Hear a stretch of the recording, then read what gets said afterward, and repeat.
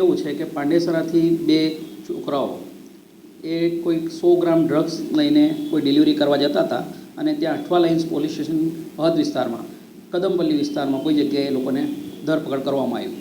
પછી ત્યારબાદ આજે જે જોઈનાલ બાળક છે બાળ કિશોરના ફાધરને જાણ કરવામાં આવ્યો પોલીસ સ્ટેશન દ્વારા કે તમારા પુત્રને એવી રીતના અટક કરવામાં આવેલ છે.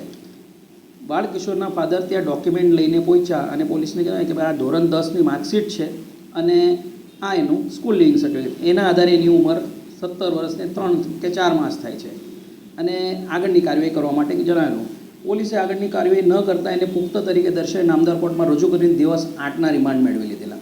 પોલીસે 8 દિવસ દરમિયાન પણ એવી કોઈ તપાસ કરી નથી કે ખરેખર એનામાં કંઈ સચ્ચાઈ છે કે આપણે ચેક કરવું જોઈએ કે આ બાળકિશોર ખરેખર એના ફાધર કહે છે બાળકિશોર જ છે. સ્કૂલ પણ પાંડેસરાની જ છે. ધોરણ 10ની માર્કશીટ એટલે બોર્ડની એક્ઝામનું માર્કશીટ હતું એટલે ચેક કરવામાં સરળતા રહે. તે પણ ઇન્વેસ્ટિગેશન ઓફિસરે એમની કામગીરીમાં બહુ ગંભીર ભૂલ કરી, જે નામદાર કોર્ટમાં પછી બાળકિશોરના પિતા દ્વારા અરજી કરવામાં આવી. અરજી કરવા જ્યારે નામદાર કોર્ટે બધા ડોક્યુમેન્ટ ધ્યાને લીધા અને એમની એ અરજી પર હુકમ કર્યો અને બાળકિશોરને જુવેનાઇલ જસ્ટિસ બોર્ડમાં રજૂ કરવા માટેનો હુકમ કર્યો.